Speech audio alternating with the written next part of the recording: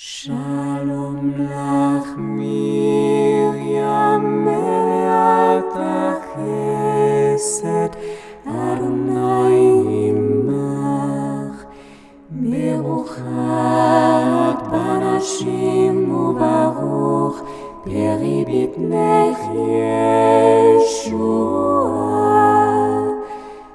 Miriam ha-kedosha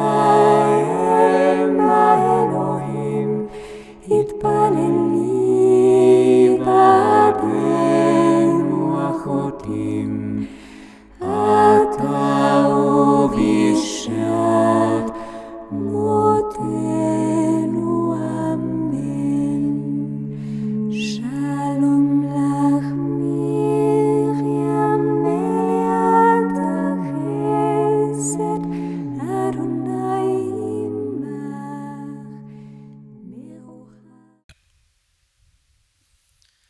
పితా పుత్ర పవిత్రాత్మ నామమున ఆమెన్. క్రీస్తు ప్రభునియందు ప్రియ సహోదరి సహోదరులారా, దేవుని బిడ్డలారా, కోడూరు మాత మహోత్సవానికి సిద్ధపడుతున్నటువంటి ఈ నవశనివారాంజలి కార్యక్రమంలో నేడు 8వ శనివారపు ఆరాధనకు వాక్కు పరిచర్యకు మీ అందరినీ ప్రేమతో ఆహ్వానిస్తూ ఉన్నాను. ఈనాటి మన ధ్యానాంశం దప్పికగొన్న దుప్పిలా. మరియ తల్లిని ఒక దప్పికగొన్న దుప్పిలా మనం పోలుస్తూ, ఆమెలా మనము కూడా మన ఆధ్యాత్మిక జీవిత ప్రయాణములో దేవుని కోసం, దేవుని సన్నిధి కోసం, దేవుని వాక్కు కోసం ఒక దప్పికగొనిన దుప్పి వలె మనము జీవించాలి అని గొప్ప పాఠాన్ని ఈరోజు ప్రభువు మనకు నేర్పించబోతూ ఉన్నారు. మరియ తల్లి ఒక దప్పికగొన్న దుప్పి. ఆమె దాహం, ఆమె తపన, ఆమె తాపత్రయం, ఆమె తృష్ణ దేవుని కోసం, దేవుని వాక్కు కోసం, దేవుని మహిమ కోసం, దేవునికి ఘనత ఎప్పుడెప్పుడు ఇద్దామా అనేటువంటి తపన మరియ తల్లిలో ఉన్నది. ఆ దప్పిక కోసమే మరియ తల్లి ఎలిజబెత్ అమ్మ ఇంటికి వెళ్ళినా, ఆ దప్పిక కోసమే కానాపల్లి పెళ్లి విందులో అంతమందికి సహాయం చేసిన, ఆ దప్పికతోనే చివరి వరకు కల్వరిగిరిలో తన కుమారునితో కలిసి శిలువ యాత్రలో పాల్గొన్న, ఆ దప్పిక కోసమే మేడగదిలో పెంతుకోస్తు దినాన శిష్యులతో పాటు కలిసి ప్రార్థించి పరిశుద్ధాత్మ శక్తిని పొందుకున్న, ఇవన్నీ మరియ తల్లిలో ఉన్నటువంటి దప్పికకు నిదర్శనం. ప్రియులకు దేవుని బిడ్డలారా, మనందరకు పరిచితమైనటువంటి ఈ మాట దప్పికగొన్న దుప్పిలా. కీర్తనల గ్రంథం 42వ కీర్తన 1వ వచనము, కోరహు కుమారులు వ్రాసిన ఈ మాట ఒకసారి చదువుకుందాం. దేవా, సెలయేటి నీటి కొరకు దప్పికగొనిన దుప్పివలే నా హృదయము నీ కొరకు తపించుచున్నది. ఈ మాట, ఈ పాట, ఈ కీర్తన దావీదు రాసిన కీర్తన కాదు, కోరహు కుమారులు వ్రాసిన కీర్తన. ఎవరి కోరహు? మోషే మీద, అహరోను మీద ఆ యాత్రలో, ఆ నిర్గమకాండములో తిరగబడ్డారే. కోరహు, దోతాను, అబీరాము అనే ముగ్గురు ఒక 250 మందిని ఒక విప్లవ గ్రూపుగా తయారు చేసి మోషే మీద తిరగబడితే, మోషే ఊరుకున్న, దేవుడు ఊరుకోలేదు. దేవుడు కన్నెర్ర చేసి కోరహు అక్కడ భూమిలోనే మింగబడగా చనిపోయినట్లుగా మనం చూస్తూ ఉన్నాము. కోరహు అనే ఈ తండ్రి చెడ్డవాడే, కానీ ఆ తండ్రి కడుపున పుట్టిన పిల్లలైన కోరహు కుమారులు దేవుడి మీద భక్తి, భయము కలిగినటువంటి వాళ్ళు, దేవుని పట్ల దాహం కలిగినటువంటి వాళ్ళు. తండ్రేమో లోకం పట్ల, లోక ఆశల పట్ల దప్పికగొన్నవాడైతే, ఆ తండ్రికి పుట్టిన కుమారులైనటువంటి కోరహు కుమారులు దేవుని పట్ల దప్పికగొన్నవాళ్ళుగా మనం చూస్తూ ఉన్నాము. మామూలుగా లోకంలో ఉన్న సామెత ఏంటంటే, పండిత పుత్ర పరమసుంట అని అంటూ ఉంటారు. అంటే తండ్రేమో పండితుడు, ఆ తండ్రి కడుపున పుట్టిన పిల్లలేమో పరమసుంటలుగా బ్రతుకుతున్నారని లోకంలో ఒక సామెత ఉంది. కానీ ఇక్కడ రివర్స్లో తండ్రి చెడ్డవాడు, కానీ తండ్రి కడుపున పుట్టినటువంటి ఇద్దరు బిడ్డలు దేవుని భక్తిలో ఎదిగినటువంటి వాళ్ళు. ఇక్కడే ఒక పాఠం నేర్చుకుందాం ప్రియులారా. మన కుటుంబ నేపథ్యం ఏదైనా సరే, మన కుటుంబంలో ఉన్న తాతల ముత్తాతల నాటి చరిత్ర చెడ్డదే కావచ్చు, మనం పుట్టి పెరుగుతున్నటువంటి ఊరి పరిస్థితి చెడ్డదే కావచ్చు, మనము మన ఇంటి వాతావరణం ఒక చెడ్డ వాతావరణంలో పెరిగినదై ఉండవచ్చు. మన కుటుంబ నేపథ్యం ఎటువంటిదైనా, కోరహు కుమారులు తండ్రి చెడ్డవాడైనా కొడుకులు దైవభక్తిలో ఎదిగినట్లుగా, మన కుటుంబ నేపథ్యంలో దురదృష్టవశాత్తు కొంతమంది తండ్రులు త్రాగుబోతులై ఉండవచ్చు, కొంతమంది తల్లులు గయ్యాలిలై బ్రతుకుతూ ఉండవచ్చు. కానీ వారి కడుపున పుట్టిన పిల్లలు మాత్రం కోరహు కుమారుల వలె దైవ భక్తిలో, దేవుడి పట్ల ఉన్నటువంటి దప్పికతో దాహముతో ఎదిగిన వారై ఉండాలి అన్నది మనకు ఈ అంశం నేర్పుతున్న తొలిపాఠం. సరే, దప్పికగొన్న దుప్పిలా, దుప్పి గురించి కొన్ని విషయాలు నేర్చుకుంటూ ఈ దుప్పి మనకు నేర్పించే ఆధ్యాత్మిక పాఠాలు ఒక్కొక్కటిగా తెలుసుకుందాం. దుప్పి, జింక, లేడి ఏ పదాలతో పిలిచినా ఒకటే. శాఖలు తీరిన కొమ్ములతో అడవిలో బ్రతికే ఒక జీవి ఈ దుప్పి లేదా జింక లేదా లేడి అని పిలుస్తూ ఉంటాం మామూలుగా మనం. ప్రియులకు దేవుని బిడ్డలారా, దాహం వేస్తే నీరు సరిపోదా? ఈ దుప్పికి దాహం వేస్తే దాహం తీర్చుకోవడానికి నీరు సరిపోదా? ఎందుకు సెలయేర్లు, ఎందుకు నీటి వాగుల చెంతకు దుప్పి పరిగెడుతూ ఉంది? కారణాలు తెలుసుకుందాం. మామూలుగా ప్రతి జీవికి వేసవిలో నీటి ఎద్దడిని ఎదుర్కొంటాయి, నీటి కొరత ఎదుర్కొంటూ ఉంటాయి ప్రతి జీవి. నీరు సమృద్ధిగా దొరక్క ఆ నీటి కోసం ఆ జీవి పడే యాతన, తాపత్రయం, ఆ జీవి పడే ప్రయాస అంతా ఇంత కాదు, మాటల్లో చెప్పలేం.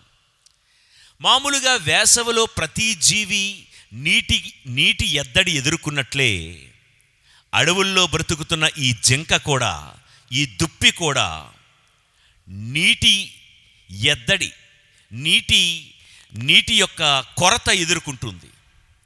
అలా నీటి కోసం వెతుకుతూ ఉన్నటువంటి క్రమంలో ఈ దుప్పి ఏం చేస్తుందంటే, చాలాసార్లు నీటి వాగుల కోసం, నీటి కోసం వెతుకుతూ ఎండమావులను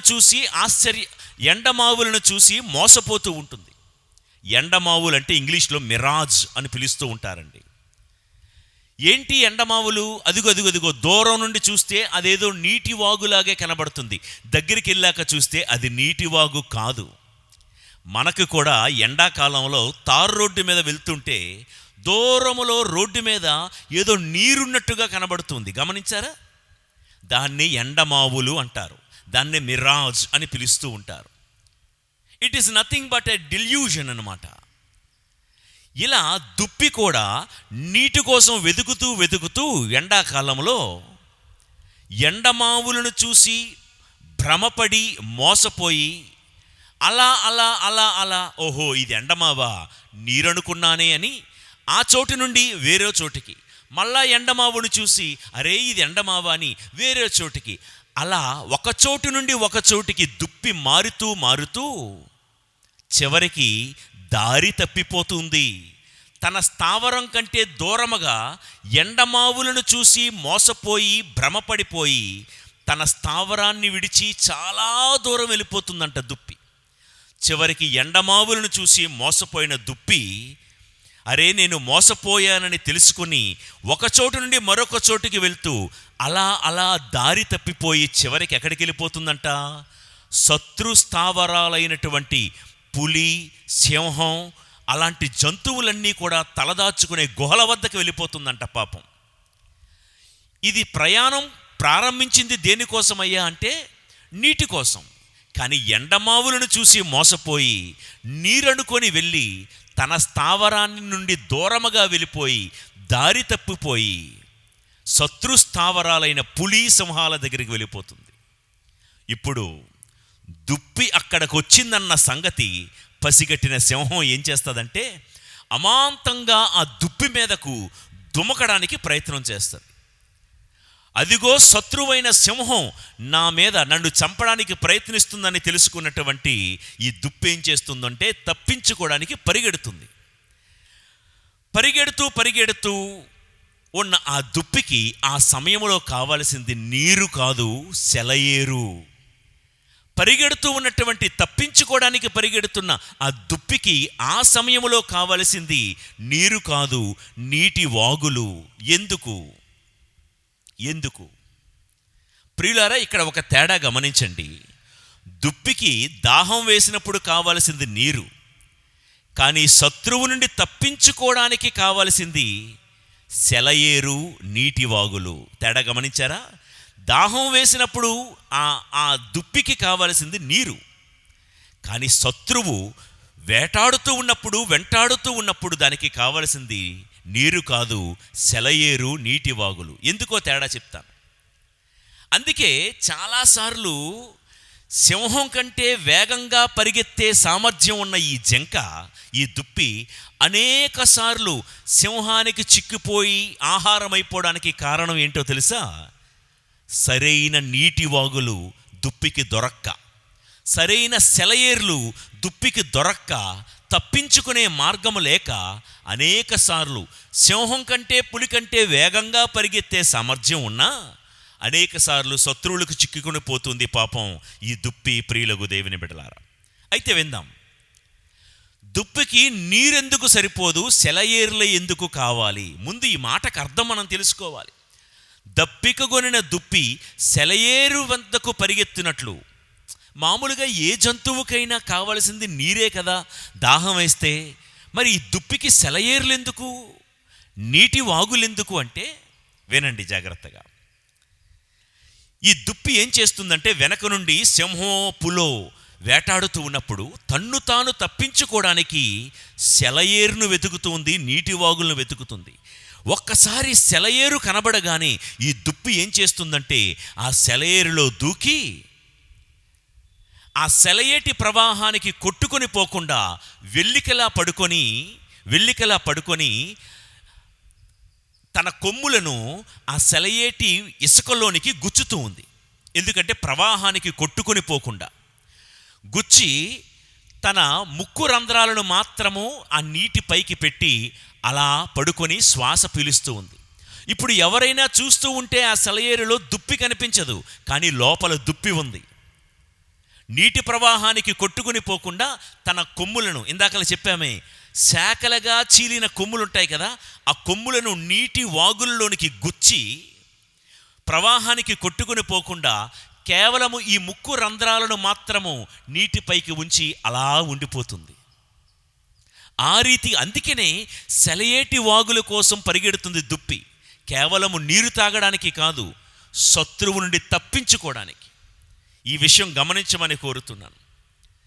అలా చాలా సమయము సెలయేటి నీటి వాగుల్లోనే ఉండిపోతుంది దుప్పి. ఇక ఈలోగా సింహం వచ్చింది, అటు ఇటు చూస్తుంది, ఆ సెలయేరులోకి చూస్తూ ఉంది. సింహానికి దుప్పి జాడ కనిపించలేదు.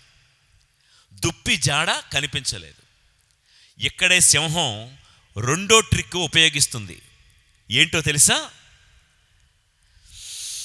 అని బలంగా సింహం శ్వాస పీలుస్తూ ఉంది. ఎందుకు? ప్రతి జంతువు నుండి ఒక రకమైన దుర్గంధం వస్తూ ఉంటుంది. మనుషులమైన మన శరీరం నుండి కూడా ఒక రకమైన వాసన వస్తూ ఉంది. ప్రతి జంతువు నుండి ఒక రకమైన దుర్గంధం వస్తూ ఉంది.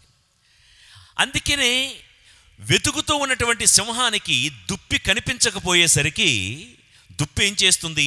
బలంగా శ్వాస పీలుస్తుంది. ఎందుకంటే ఆ దుప్పి ఒంటి నుండి వచ్చే ఆ దుర్గంధం బట్టి ఎక్కడెక్కడైనా దుప్పి ఉందా అని సింహం తెలుసుకుంటుందన్నమాట. కానీ ఈ దుప్పి ఉన్నది ఎక్కడా? సెలయేటి నీటిలో కదా, నీటి వాగుల్లో కదా. అందుకనే దాని చర్మానికి ఉన్న దుర్గంధమంతా నీటి ప్రవాహానికి కొట్టుకొని పోయింది. అందుకనే సింహం గట్టిగా శ్వాస పీల్చిన ఆ దుప్పి నుండి వచ్చే దుర్గంధం దాని ముక్కు పుటలకు అందలేదు. అయితే సింహం చూసింది, దాని కళ్ళకు దుప్పి కనబడలేదు, దాని ముక్కు రంధ్రాలకు కూడా దుప్పి యొక్క వాసన చిక్కలేదు. ఇప్పుడు సింహం ఏమనుకుంటుందంటే, సరేలే ఎక్కడెక్కడా దుప్పి లేదు, మిస్ అయిపోయింది అని వెనక్కి తిరిగి మళ్ళా తన స్థావరానికి వెళ్ళిపోతుంది. కాసేపు అయిన తర్వాత దుప్పి సింహం వెళ్ళిపోయింది అని తెలుసుకుంటుంది. ఎలా? దుప్పేమో సెలయేటి నీటిలో కదా పడుకుంది, కళ్ళు మూసుకొని పడుకుంది కదా. కానీ దుప్పికి ఎలా తెలుస్తుంది సింహం ఉందో లేదో? దుప్పు నుండి ఎలాగైతే సింహానికి దాని చర్మం నుంచి ఒక వాసన వచ్చిందో, సింహం చర్మానికి ఉన్నటువంటి వాసన కూడా దుప్పికి వస్తుంది.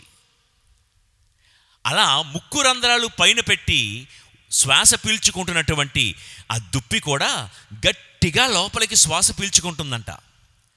సింహము నుండి వచ్చే ఆ దుర్గంధం దాని ముక్కు పొట్టలకు చేరకపోయేసరికి, ఓకే ఇక సింహం ఇక్కడ లేదు, వెళ్ళిపోయిందని తెలుసుకున్న ఆ దుప్పి సెలయేటి నీటిలో నుంచి బయటికి వచ్చి సెలయేటిలో ఉన్నటువంటి ఆ నీరు కడుపు నిండా సమృద్ధిగా తాగి తిరిగి తన స్థావరానికి క్షేమంగా వెళ్ళిపోతుందంట. ఇది దుప్పి స్టోరీ. చిన్నప్పటి నుంచి దప్పికగొనిన దుప్పి సెలయేటి నీటి చెంతకు వెళ్ళినట్లే అని కోరహు కుమారుడు ఎందుకు ప్రార్థించారబ్బా? దాహంతో ఉన్నటువంటి ఏ జంతువుకైనా ఒక బిందెతోనో ఒక బకెట్తోనో నీళ్లు పెడితే సరిపోతున్నాయి. కానీ ఈ దప్పికగొన్న దుప్పికి సెలయేర్లే ఎందుకు అవసరము, నీటి వాగులే ఎందుకు అవసరమయ్యా అంటే, శత్రువు నుండి తప్పించుకోవడానికి నెంబర్ 1. నెంబర్ 2, తన ఒంటిలో వచ్చినటువంటి దుర్గంధాన్ని కడిగి వేసుకోవడానికి. ప్రియులకు దేవుని బిడ్డలారా, అందుకనే కోరహు కుమారులు కూడా ఈ ప్రార్థన చేశారు. ఇది మనందరి ప్రార్థన కావాలి. దేవా, దప్పికగొనిన దుప్పి సెలయేటి నీటి వాగుల చెంతకు వెళ్ళినట్లు నా ఆత్మ నీ కొరకు తప్పించుచున్నదయ్యా అని. ప్రియులారా, దుప్పి యొక్క దాహం తీర్చేది సెలయేరు, దుప్పిని సింహం నుండి కాపాడేది సెలయేరు, దుప్పి నుండి వచ్చే దుర్గంధమంతా కడిగేది సెలయేరైతే, మనందరినీ కూడా కాపాడేది సెలయేటి ఓట లాంటి మన దేవుడి సన్నిధి, జీవమగల దేవుడి సన్నిధి. మనందరి దుర్గంధాన్ని పోగొట్టేది సంఘములో దేవుడు స్థాపించినటువంటి 7 దేవద్రవ్యానుమానాల్లో ఒకటైనటువంటి పాప సంకీర్తనమనే దేవద్రవ్యానుమానములో వచ్చే ప్రవాహము ద్వారా పాపపు దుర్గంధాన్ని దేవుడే కడుగుతూ ఉన్నాడు. కాబట్టి ఈరోజు కోరహు కుమారులు చేసినట్లుగా ఈ ప్రార్థన మనందరి ప్రార్థన కావాలి. మనం దాహం తీర్చేది, మనకు రక్షణనిచ్చేది, మన దుర్గంధాన్ని, పాపపు దుర్గంధాన్ని కడిగేది దేవుడి సన్నిధి, దేవుడి వాక్కు, జీవమగల దేవుడి సంఘం అన్న సంగతి మున్ముందుగా మనం అందరము గ్రహిద్దాం. దుప్పి ఎలాగైతే అడవిలో తప్పిపోయిందో, ప్రియులారా, మీరైనా నేనైనా ఈ లోకమనే అరణ్యంలో, ఈ ఘింకారణ్యంలో మోసపూరితమైనటువంటి ఎండమావులను చూసి మనము కూడా తప్పిపోతూ ఉన్నాము. దుప్పి వెతికింది యాక్చువల్గా సెలయేరు కోసం, నీటివాగుల కోసం. కానీ దూరము నుండి చూసిన ఎండమావులను చూసి దుప్పి ఎలాగైతే భ్రమపడిందో, మోసపోయిందో, దగాపడిందో, మనము కూడా ఈ లోకమనే ఘింకారణ్యములో ఎన్నో ఎండమావులను చూసి మోసపోతున్నాం, భ్రమపడిపోతూ ఉన్నాము. ఎన్నో ఎండమావులను చూసి దారి తప్పిపోయిన దుప్పి లాంటి వాళ్ళం మనం అందరం కూడా. ప్రియులకు దేవుని బిడ్డలారా, మనకు ఎదురవుతున్నటువంటి ఎండమావులేంటి? నిజంగా మన దాహం కోసం, నిజమైన నీటి ఓటల కోసం వెతుకుతున్నాం. మనం మంచి అనేది ఏదైనా ఈ లోకంలో దొరుకుతుందా అని ప్రతిరోజు మనం వెతుకుతూనే ఉన్నాము. కానీ లోకములో మనకు ఎదురయ్యే ఎండమావుల గురించి ముందుగా పౌలు గారు గలతీలకు వ్రాసిన లేఖ 5వ అధ్యాయము 19వ వచనంలో చూడండి. రోజు ఏ ఎండమావులు చూసి మనం మోసపోతున్నామో, ఏ ఎండమావులు చూసి మనము దారి తప్పిపోతున్నామో, ఏ ఎండమావులు చూసి శత్రు స్థావరాలకు, శత్రు శిబిరమైన సైతాను వరల్లో చిక్కుకుంటున్నామో చూడండి. ఆ ఎండమావులు ఏవనా? జారత్వము, అపవిత్రత, కాముకత్వము, విగ్రహారాధన, మాంత్రిక శక్తి, శత్రుత్వము, కలహము, అసూయ, క్రోధము, స్వార్థము, కక్షలు, వర్గతత్వము, మాత్సర్యము, త్రాగుబోతుతనము, విందులు వినోదములు మొదలగునవి. ఇవన్నీ ప్రియులారా ఎండమావులే. ఒక నిజమైన విశ్వాసి ఈరోజు ఎందుకు దారి తప్పిపోతున్నాడు? ఒక నిజ క్రైస్తవ విశ్వాసి ఎందుకు నీటివాగులైనటువంటి దేవాలయాన్ని వీడి, సెలయేటి ఓటల్లాంటి దేవుడి సన్నిధిని వీడి, ఒక విశ్వాసి ఎందుకు ఎండమావులు, ఈ లోకమనే ఎండమావులకు వెళ్ళిపోతున్నాడంటే, లోకములో ఉన్న ఆ వర్గతత్వమే నీటి ఓట అనుకుంటున్నాడు ఈ మనిషి. లోకములో ఉన్న ఆ త్రాగుబోతుతనమే నీటి ఓటలు అనుకుంటున్నాడు ఈ మనిషి. లోకములో ఉన్న కాముకత్వమే సెలయేటి ఓటలు అనుకుంటున్నాడు ఈ మనిషి.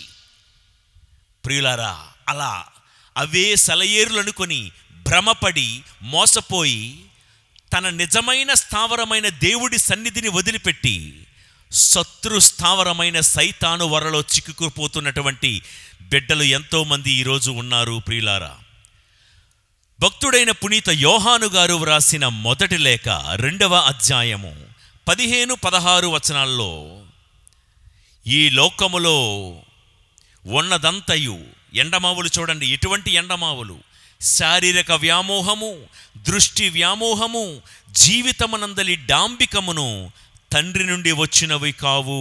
ఇవన్నీయు ప్రాపంచికములే. ఇవన్నీయు ప్రాపంచికములే. నిజమే ప్రియులారా, కంటితో చూసిన దానికి ఈరోజు మనుషులమైన మనం మోసపోతూ ఉన్నాము. చెవులతో విన్న వాటిని అవే ఎండమావులుగా మనం భావించి మోసపోతూ ఉన్నాము.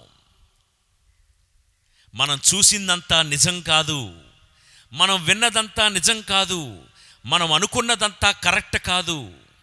ప్రియులారా, all that glitters is not gold. మెరిసేదంతా బంగారం కాదు అన్న సామెత మీకు తెలుసు కదా. మనం అనుకున్నవన్నీ కరెక్ట్ కాదండి.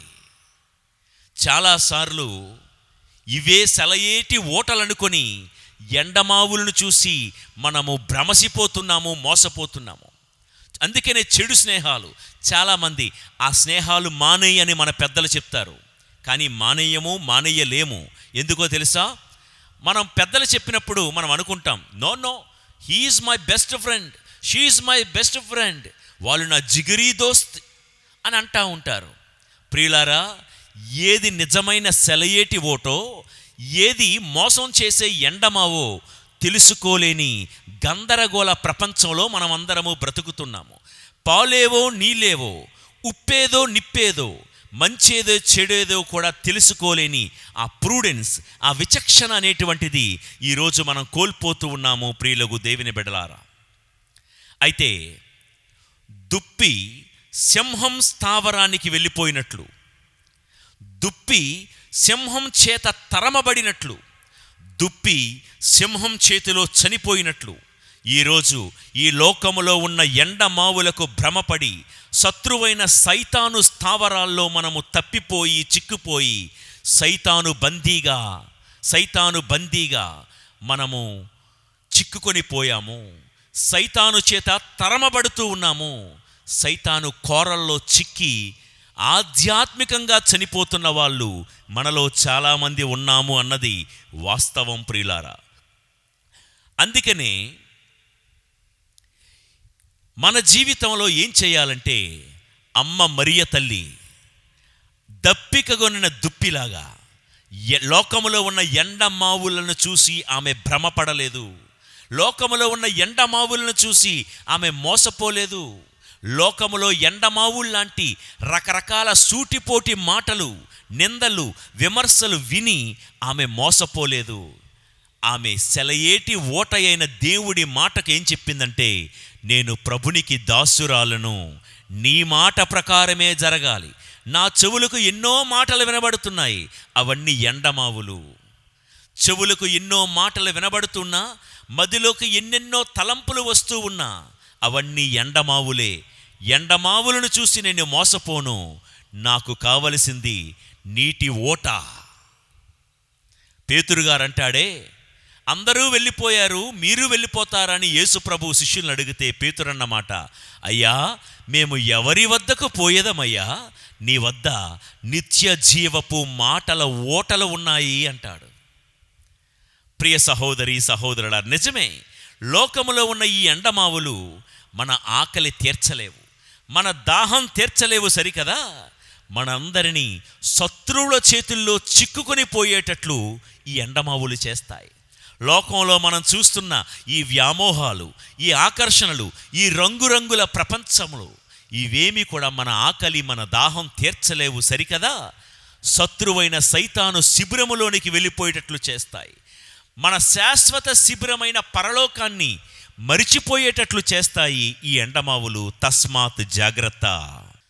ప్రియ దేవుని బిడ్డలారా, స్నేహితులారా, దుప్పి సెలయేటి నీటి వాగుల్లో దాగున్నప్పుడు దుప్పికి కలిగే ప్రయోజనాలు 3 చెప్తాను, వినండి.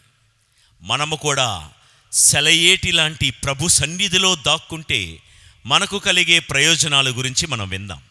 నంబర్ 1, ఎప్పుడైతే ఈ దుప్పి సెలయేటి నీటి వాగుల్లో దాక్కుంటుందో శత్రువైన సింహం కంటికి దుప్పి కనిపించదు.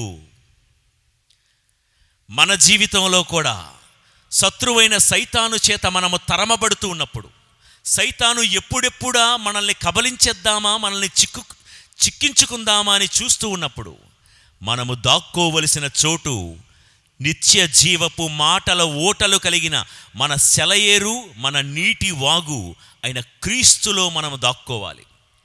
ఇప్పుడు సెలయేరులో దాక్కున్నటువంటి ఆ దుప్పి దగ్గరికి సింహం వచ్చింది, కానీ దుప్పి కనబడలేదు, సెలయేరు మాత్రమే సింహానికి కనబడింది.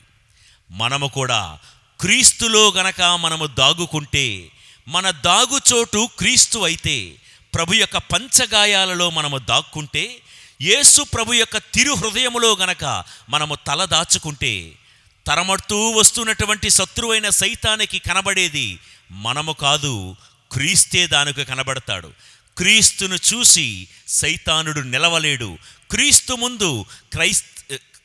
ముందు సైతానుడు గెలవలేడు, నిలబడలేడు. ప్రియులకు దేవుని బిడలారా, కాబట్టి ఎందుకు దుప్పి సెలయేటి నీటి వాగుల దగ్గరికే కనబడుతుందంటే, ఆరాటపడుతూ వెళ్తుందంటే, సెలయేటి నీటి వాగుల్లో దాక్కుంటే శత్రువైన సింహానికి కనబడదు.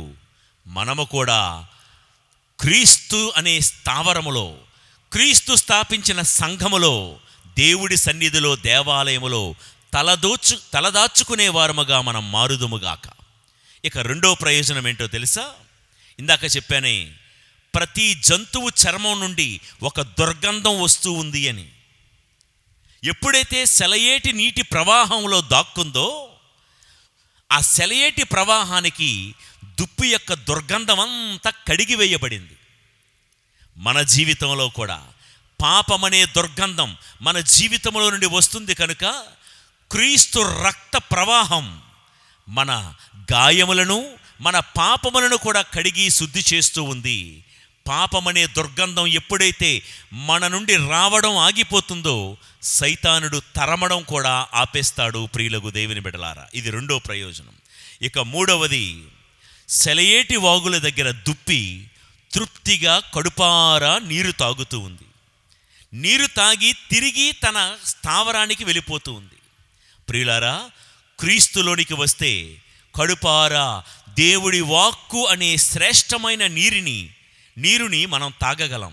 ఒక్కసారి కడుపారా వాక్కు అనే నీటిని మనం తాగిన తర్వాత మన నిజమైన స్థావరమైన పరలోక స్థావరానికి మనం అందరము చేరుకోగలం. ఈ 3 ప్రయోజనాలు ఉన్నాయి. ఈ మాట గుర్తుపెట్టుకోండి. ఎన్నోసార్లు ఈ కీర్తన చదివాం, ఎన్నో పాటలు కూడా ఉన్నాయి. దప్పికగొనను దుప్పి సెలయేటి నీటి వాగుల చెంతకు వలే నా హృదయము నీ కొరకు తప్పించుచున్నది అని. అసలెందుకు దుప్పికి సెలయేరు కావాలి? ఇంతవరకు నేను చెప్పాను ఈ మాటలు. దాహం కొన్న ఏ ప్రాణికైనా నీరు సరిపోతుంది, కానీ దుప్పికి నీరు చాలదు, సెలయేర్లు కావాలి. ఎందుకో ఇంతవరకు మనం విన్నాం. కీర్తనల గ్రంథం 18వ కీర్తన 33వ వచనము. 18వ కీర్తన 33వ వచనము. ఆయన నా పాదములను జింక పాదముల వలె దృఢము చేసెను, నేను జారిపడకుండా కొండ కొమ్మున నిలిచినట్లు చేసెను. ఈ మాట, ఈ కీర్తన చెప్పింది భక్తుడైనటువంటి దావీదు. దావీదు గారు ఏమంటున్నారంటే, దేవా నీవు నాకు జింక పాదములు ఇవ్వు ప్రభువా అని ప్రార్థన చేస్తున్నాడు. దావీదు గారు తన జీవితంలో ఎన్నో జంతువులను, ఎన్నో ప్రాణులను చూసుంటాడు. కానీ ఎందుకు నాకు జింక పాదాలే కావాలి, దుప్పి పాదాలే నాకు కావాలని ఎందుకు దావీదు గారు దేవుణ్ణి అడుగుతున్నారు అని ఒక్కసారి మనం ఆలోచిస్తే, జింకకున్న లక్షణాలు, జింక పాదాలకున్న లక్షణాలు ఏంటంటే, సమూవేలు 2వ గ్రంథం 22వ అధ్యాయం 34వ వచనం చదువుతాను చూడండి. మొదటి లక్షణం జింక పాదాలకున్న లక్షణం. సమూవేలు 2వ గ్రంథం 22వ అధ్యాయము 34వ వచనము. ప్రభువు నన్ను కొండ కొమ్మున సురక్షితముగా నిలుపును, కొండ బండ మీద నిలిచిన లేడి గిట్టల వలె నా పాదములను గట్టిగా నిలుపును అని రాయబడి ఉంది. జింక పాదాలకున్న లక్షణం ఏంటంట, ఎత్తైన స్థలములో నిలబడగలిగే సామర్థ్యం, సమర్థత జింక పాదాలకు, దుప్పి పాదాలకు ఉంది. దావీదు మనసులో ఉన్న ఆశ ఏంటో తెలుసా? ఎత్తైన స్థలంలో దేవుడితో నిలబడాలి, దేవునితో ఉండాలి అనే ఆశ. ఎత్తైన స్థలములో. జింక లోతట్టు ప్రాంతాల్లో జీవించదు, ఎత్తైన స్థలాల్లో జీవిస్తుంది. ప్రియులారా, భక్తి జీవితంలోనైనా, మనం చదివే చదువుల్లోనైనా, మన వ్యాపార రంగాల్లోనైనా, ఏ పని చేస్తున్నా ఎత్తైన స్థలాల్లో దేవుడితోనే నేను నిలబడాలి అని కోరుకోవాలి. ఇది దావీదు గారి కోరిక. 61వ కీర్తనలో దావీదు ఏం ప్రార్థన చేస్తాడంటే, దేవా ఎవరూ ఎక్కలేనంత ఎత్తైన పర్వతము నన్ను ఎక్కించు ప్రభువా అని ప్రార్థన చేస్తాడు. అందుకే దావీదు వేరే ఏ జంతువు పాదాలు కోరుకోలేదు, దుప్పి జింక పాదాలు నాకు దయచేయని ప్రార్థన చేశాడు. ఇంకా జింక పాదాలు వాటిలో ఉన్నదేంటి? 18వ కీర్తన 33లో చదువుకున్నాం కదా. జింక పాదాల కంట జారిపోకుండా ఉండే తత్వం ఉందంట. విన్నారా? ఎంత ఎత్తైన చిగురున నిలుచున్నా, సూది మొనలాంటి ప్రాంతంలో నిలుచున్నా, జింక పాదాలకు ఉన్న స్పెషాలిటీ ఏంటంటే జారిపోదంట, పడిపోదంట. దేవుడు దానికి ఆ గుణం ఇచ్చాడు. అందుకే భక్తుడైన దావీదు ఏమడుగుతున్నాడంటే, ఈ లోకములో ఉన్న ఎవరి పాదాలు నాకొద్దు దేవా, జింక లాంటి పాదాలు నాకు ఇవ్వు. ఎందుకంటే దావీదు అంటాడు, ఆల్రెడీ ఒక్కసారి బెత్షెబాతో పాపములో జారిపోయాను, పడిపోయాను. ఇక బ్రతుకులో ఈ బొందులో ప్రాణం ఉన్నంత వరకు మరలా నేను జారిపోకుండా కాపాడు ప్రభువా. ఎవరి మోసాలకు, ఎవరి దగాలకు, ఎవరి కుట్రలకు నేను పడిపోకుండా కాపాడు ప్రభువా. చెడు స్నేహాలకు, చెడు స్నేహితులకు నేను పడిపోకుండా కాపాడు ప్రభువా. ఏ వ్యసనాలకు నేను జారిపోకుండా కాపాడు ప్రభువా. ఎంత చక్కటి ప్రార్థన అండి. ఇక కొండ శిఖరాల మీద నిలవాలని ఈ యొక్క దావీదు గారి యొక్క ఆకాంక్ష. అదే మాటలు మనం చదువుకుంటామండి. హబక్కూకు గ్రంథం 3వ అధ్యాయం, హబక్కూకు గ్రంథం 3వ అధ్యాయం 19వ వచనము. సర్వోన్నతుడైన ప్రభువు నాకు బలమునొసగును, నా పాదములకు జింక కాళ్లకు వలె లాఘవమును వసగి నేను కొండలపై నడయాడునట్లు చేయుదును. క్రైస్తవుని యొక్క నడత, నడవడిక కొండల మీద, అంటే ఎత్తైనటువంటి విలువల మీద మనం నడవాలి. చీప్గా విలువలు లేని వాటి మీద, విలువలు లేని ఆ చోటుల్లో మనం నడవకూడదు. అదే కదా కీర్తనల గ్రంథం 1వ కీర్తన 1వ వచనము. నువ్వెప్పుడు ధన్యుడు అవుతావయ్యా అంటే, ప్రభువును ఎవరైతే వేలాకోలము చేస్తారో, అపహాస్యము చేస్తారో అట్లాంటి మనుషుల మధ్య నువ్వు ఉండద్దు. గర్వాత్ములు ఉన్న చోట నువ్వు నడవద్దు.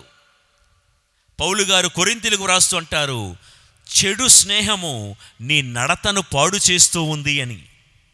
కాబట్టి ఏదో చీపుగా మాట్లాడి, లోక పద్ధతుల ప్రకారంగా మాట్లాడి, డబల్ మీనింగ్ జోకులు వచ్చేటట్లుగా మాట్లాడి, ఏదో వల్గర్ జోక్స్ వేసుకున్నట్లు మాట్లాడి, నోరు తెరిస్తే ఎప్పుడు వాళ్ళ మీద వీళ్ళ మీద చాడీలు చెప్పే అట్లాంటి మనుషుల మధ్య మనం నడవకూడదు.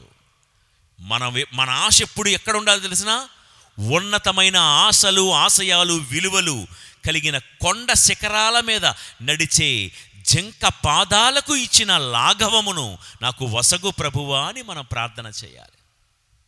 ఓకే, సో దావీదు గారి ప్రార్థన ఇది, కోరహు కుమారుల ప్రార్థన ఇది. మన ప్రార్థన కూడా దప్పికగొనిన దుప్పి సెలయేటి నీటి కొరకు తప్పించినట్లు, దేవా నా తపన, నా తాపత్రయం ఇదే ప్రభువా అని ప్రార్థన చేద్దాం. ఓకే, ఇప్పుడు త్వరగా ఈ దుప్పికున్న విలక్షణమైన లక్షణాలు కొన్ని మీతో పంచుకుంటాను.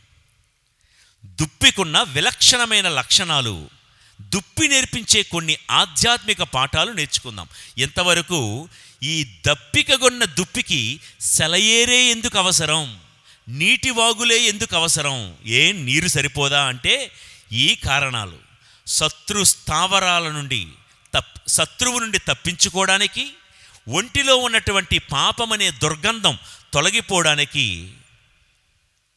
దుప్పికి సెలయేటి వాగులే కావాలి.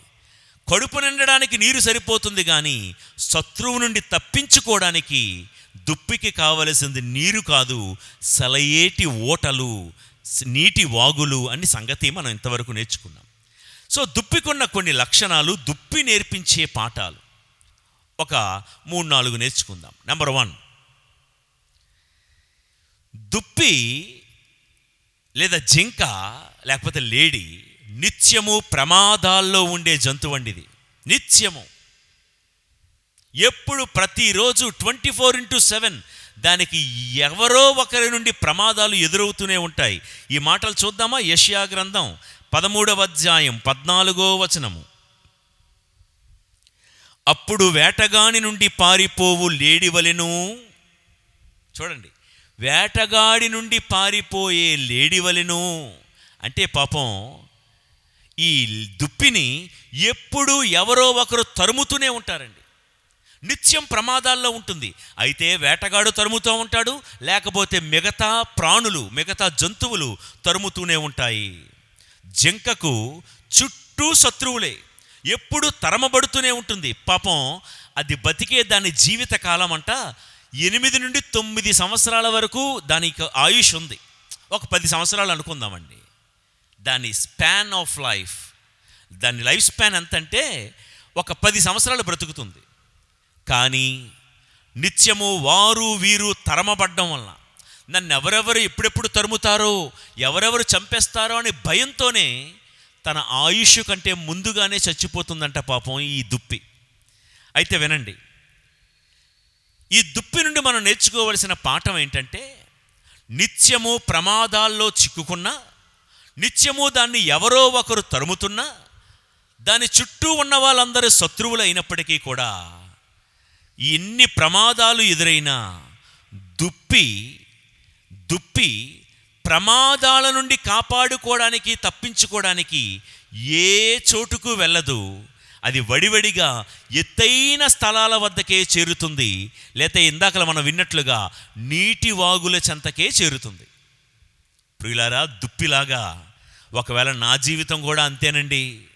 నిత్యము ఏదో ఒక కష్టం, ఏదో ఒక బాధ, ఎవరో ఒకరు నన్ను రక్కుతూనే ఉన్నారు, గిచ్చుతూనే ఉన్నారు, నన్ను రెచ్చగొడుతూనే ఉన్నారని ఒకవేళ ఈ స్వరం వింటూ ఒకవేళ అనుకుంటూ ఉంటే, దుప్పిలాగా నీ చుట్టూ కూడా శత్రువులే పొంచి ఉన్నారేమో. పరాయివారు, పొరుగువారు, చివరికి ఇంట్లో వారు కూడా మనకు శత్రువులుగా మారిపోయారేమో. దుప్పేం చేస్తుందో తెలుసా? ఎంత ప్రమాదపు టంచుల్లో ఉన్నా, తన చుట్టూతా శత్రువులు పొంచి ఉన్నా, ఎక్కడ పడితే అక్కడికి వెళ్ళి తలదాచుకోదు. తల దాచుకోవలసి వస్తే అయితే కొండ శిఖరాలకు, ఎత్తైన ప్రాంతాలకు వెళ్తుంది, లేకపోతే సెలయేటి నీటిలోనే తలదాచుకొని తన్ను తాను కాపాడుకుంటుంది. ప్రియులారా, ఆ కొండ శిఖరాలు, ఎత్తైన స్థావరాలు అంటే దేవుడి సన్నిధి. సెలయేటి ఓటలంటే దేవుడి వాక్కు. మన జీవితంలో ఎన్ని ప్రమాదాలు ఎదురైనా, ఎంతమంది శత్రువులు వచ్చినా, ఒక జింకలాగా, ఒక దుప్పిలాగా దేవుడి సన్నిధిలోనే మనం ఆశ్రయం పొందే వాళ్ళముగా ఉండాలి. దేవుడి వాక్కు అనే సెలయేటి ఓటల వద్దే మన జీవితాన్ని కట్టుకునే వాళ్ళముగా ఉండాలి. ఎత్తైన కొండల మీద, అంటే ఎత్తైన ఆలోచనలు, ఎత్తైన భావాలు, ఎత్తైన విలువలు ప్రియులకు దేవుని బిడ్డలారా. అందుకనే ఎప్పుడైతే దేవుడి సన్నిధిలో మనం తలదాచుకుంటామో 91వ కీర్తన 6-7 వచనాలు మనందరికీ కంటతా పాఠం. ఏంటది? ఎప్పుడైతే దేవుడి సన్నిధిలో మనం తలదాచుకుంటామో చీకటిలో సోకు అంటు రోగములకును మిట్ట మధ్యాహ్నము హాని చేయు వారికిని మనం భయపడనక్కరలేదు. నీ దాపున 1000 మంది కూలినను, నీ కుడి ప్రక్కన 10,000 మంది పడినను నీకు ఏ అపాయము కలుగదు. ఎప్పుడు? దుప్పి నేర్పిస్తున్న పాఠం. నా చుట్టూ ఎంతమంది శత్రువులు వచ్చినా, ఎంతమంది నన్ను తరుముకొస్తున్నా, నా చుట్టూ ఎప్పుడు ప్రమాదాల్లోనే ఉంటున్నా నా జీవితం, నేను తలదాచుకునే చోటు మాత్రం దేవుడి సన్నిధే. దేవుడి సన్నిధే. ప్రియులారా, జీవితంలో మనం కూడా ఇదే విషయం నేర్చుకుందాం. మరియ తల్లి ఎవరు ఏమన్నా తన జీవితంలో ఎప్పుడు దేవుడి సన్నిధిలోనే. ఆ తల్లి చెప్పిన మాటే ఆ 42వ కీర్తనలో కోరహు కుమారులు పాడినట్లే ఆ తల్లి స్తోత్ర గీతములో, నా హృదయము ప్రభువుని స్తుతించుచున్నది. నా హృదయము ఎవరి కోసం ఆరాటపడుతుందంటే సెలయేటి ఓట అయిన దేవుని కోసమైన ఆరాటం, నా తపన అని మరియ తల్లి కూడా చెప్పిన మాట. సో నెంబర్ 1, ఎన్ని ప్రమాదాలు ఎదురైనా మన ఆశ్రయపురం, మన ఆశ్రయ స్థానం దేవుడి సన్నిధి, దేవుడి వాక్కు అయి ఉండాలి. ఇక రెండోది, దుప్పికి ఉన్న ఒకే ఒక ఆశ, దుప్పి దాహం వేసేటప్పుడు ఎప్పుడూ కూడా నిల్వ ఉన్న నీరు తాగదండి. పారే నీరే తాగుతుంది, గలగలా పారే సెలయేటి నీరే తాగుతుంది. స్టాగ్నెంట్ వాటర్, కంటామినేటెడ్ వాటర్ తాగదండి దుప్పి. ఫ్రెష్ వాటర్ తాగుతుంది, ప్యూరిఫైడ్ వాటర్ తాగుతుంది. ప్రియులకు దేవుని బిడ్డలారా, దుప్పికి ఒకే ఒక ఆశ ఏంటో తెలుసా? తేటగా ఉన్న నీరు తాగాలని, శ్రేష్టముగా ఉన్న నీరు తాగాలని, స్వచ్ఛముగా ఉన్న నీరే తాగాలని, మురికి లేని నీరు త్రాగాలని, ఆరోగ్యకరంగా ఉన్న నీరు త్రాగాలని. అదే దుప్పికి ఇష్టం. 130 కీర్తనలో 5వ వచనములో కీర్తనాకారుడు అంటున్నాడు, నేను ప్రభువు కొరకు ఆశగొని ఉన్నాను. ప్రియులారా, కీర్తనాకారుడు ఆశ ప్రభువు కోసమంట. దుప్పికున్న ఒకే ఒక ఆశ తేటగా, శ్రేష్టముగా, ఆరోగ్యకరంగా ఉన్నటువంటి నీరే త్రాగాలని. కోరహు కుమారుల యొక్క చాయిస్ కూడా మనం విన్నాం 42వ కీర్తన 1లో, దప్పికగొనిన దుప్పిలాగా సెలయేటి నీటి వాగులనే తాగాలని వారి యొక్క తాపత్రయం. ఎన్ని ప్రమాదాలు ఎదురైనా, ఎంత కరువు వచ్చినా, ఎంతమంది శత్రువులు తరుముతున్నా, స్వచ్ఛమైన పరిశుభ్రమైన నీటి వద్దకే దుప్పి వెళ్తుంది. నిల్వ ఉన్న నీటి జోలికి వెళ్ళదు. మురికి నీరు అస్సలు త్రాగదు. ప్రియులకు దేవుని బిడ్డలారా, ప్రియులారా, దేవుడి వాక్యానికి మించిన సెలయేరు ఏముందంటారు? దేవుడి వాక్కునకు మించిన శ్రేష్టమైన, తేట తెల్లమైన, ఆరోగ్యకరమైన నీరు ఏదుందంటారు? దేవుడి వాక్కులోనే శ్రేష్టత, స్పష్టత, స్వస్థత, పరిశుభ్రత అన్ని దేవుడి వాక్కులోనే ఉంది. అందుకని ఈ మాట అన్నాడు, ఇంత శ్రేష్టమైన దేవుడి వాక్కు వదిలి ఎక్కడికి వెళ్ళిపోతామండి మనం? పేతురు గారు అన్న మాట ఇదే. మేము ఎక్కడికి పోగలమయ్యా? ఎంత స్వచ్ఛమైన, శ్రేష్టమైన నీటి ఓటలు వదిలిపెట్టుకొని.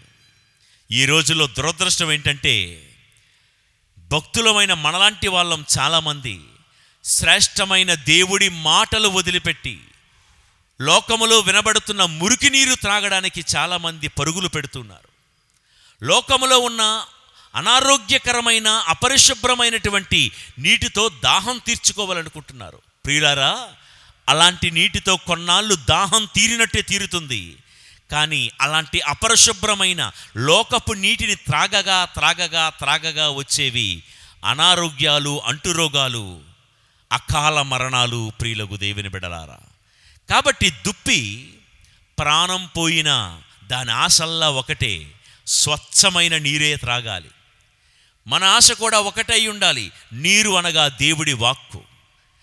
కలిపి చెరిపెడి బోధ కాదు మనకు కావలసింది, కల్పిత బోధలు కాదు మనకు కావలసింది. స్వచ్ఛమైన అపోస్తుల బోధ మాత్రమే మనము వినాలి. స్వచ్ఛమైనటువంటి వాక్కు పరిచర్య మాత్రమే మనము స్వీకరించాలి. 4 పెట్టకథలు కాదు మనం వినాల్సింది, ఏదో కల్పిత గాథలు కాదు మనం వినాల్సింది, మనకు తోచింది కాదు, మనకు అనిపించింది కాదు. దేవుడి అపోస్తుల పునాదుల మీద మనకు అందించబడినటువంటి ఆ వాక్కు బోధన, అలాంటి శ్రేష్టమైనటువంటి నీరు తాగితే దుప్పి సెలయేటి నీరు తాగి క్షేమంగా తన స్థావరానికి వెళ్ళినట్లుగా మనము కూడా స్వచ్ఛమైన వాక్కు అనే నీరు తాగితే మన పరలోక స్థావరానికి మనము కూడా ఒక దినమున చేరుకోగలం. ఇక 3వ విషయము, దుప్పి నేర్పించే పాఠం. దుప్పికి బలమైన పొడవైన కాళ్ళు కలిగి ఉంటుంది. లోకంలో ఒక్కొక్క జంతువుకి ఒక్కో బలం ఉంటుంది కదా. పాముకి ఎందులో బలం ఉంటుంది? కోరల్లో బలం ఉంటుంది పాముకి. పులికి పంజాలో బలం ఉంటుంది. ఏనుక్కి తన తొండంలో బలం ఉంటుంది. అలానే జింకకు, ఈ దుప్పికి తన పాదాల్లో బలం ఉంటుంది, కాళ్ళల్లో బలం ఉంటుంది. ప్రియులకు దేవుని బిడ్డలారా, ఈ దుప్పి కాళ్ళు గురించి స్టడీ చేస్తున్నప్పుడు దాని వెనకాతల ఉన్న కాళ్ళు ముందున్న కాళ్ళ కంటే బలంగా పొడవుగా ఉంటాయంటండి. ముందు కాళ్ళు లంబంగా స్ట్రైట్గా ఉంటాయంట, వెనకాతల ఉన్న కాళ్ళు కొంచెం బెండ్ అయ్యి స్ప్రింగ్ మాదిరిగా ఉంటాయంట. అందుకే ఏదైనా లోయల్లో పడినా చెంగు చెంగు చెంగు చెంగుమని గెంతగలదు. దానికి దేవుడు దాని కాళ్ళకు పాదాలకు అంతటి పటుత్వాన్ని ఇచ్చాడు. ఇందాక మనం విన్నామే, కొండ కొమ్మున నిలబడి ఉన్న జారిపోకుండా దృఢత్వంగా బలంగా నిలబడగలదు. లోయలో దూకిన చెంగు చెంగున మళ్ళీ పైకి ఎగిరి పరిగెత్తగలదు. ఇటువంటి బ్యాలెన్స్డ్ అరేంజ్మెంట్ ఉంది కాబట్టే, ఇలాంటి అలైన్మెంట్ ఉంది కాబట్టే ఈ దుప్పి పులికన్నా సింహం కంటే వేగంగా పరిగెత్తగలదు. ప్రియ దేవుని బిడలారా, దానికి ఒక రకమైన గ్రిప్పు, ఒక స్వింగ్ యాక్షన్ ఉంటుంది దుప్పికి. అందుకే గోతుల్లో పడినా లోయల్లో పడినా వెంటనే లేవగలదు. దుప్పి పరిగెట్టే విధానం ఒక బ్రేక్ డ్యాన్స్ వేసినట్లుగా ఈ రీతిగా ఉంటుంది. మీరు గమనించారా ప్రియులారా? జింకకు, దుప్పికి తన కాళ్ళే ఆధారం, తన కాళ్ళే తన బలం, తన పాదాలే తనకు బలం. ఎందుకు?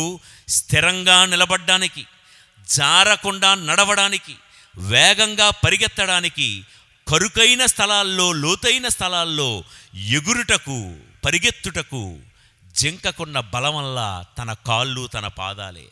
మరి మన పాదాలకు బలం దావీదంటాడు 119వ కీర్తన 105వ వచనము, దేవా నీ వాక్కే నా పాదములకు దీపము, నా త్రోవకు వెలుగు. మన పాదాలకు, మన నడతకు, మన నడవడికకు బలాన్ని ఇచ్చేది దేవుడి వాక్కు. ప్రియులకు దేవుని బిడ్డలారా, కాబట్టి మన జీవితంలో కూడా వాక్యం ఆధారంగా దుప్పువలే ఎత్తైన స్థలాలకు పరిగెత్తాలన్నా, దుప్పువలే ఎత్తైన విలువలు కలిగి జీవించాలన్నా, మన భక్తిలోనూ, ప్రార్థనా జీవితంలోనూ, మన పరిశుద్ధతలోనూ ఎత్తుగా ఉండాలి అన్నా మన పాదాలకు వాక్యమనే బలం ఉండాలి.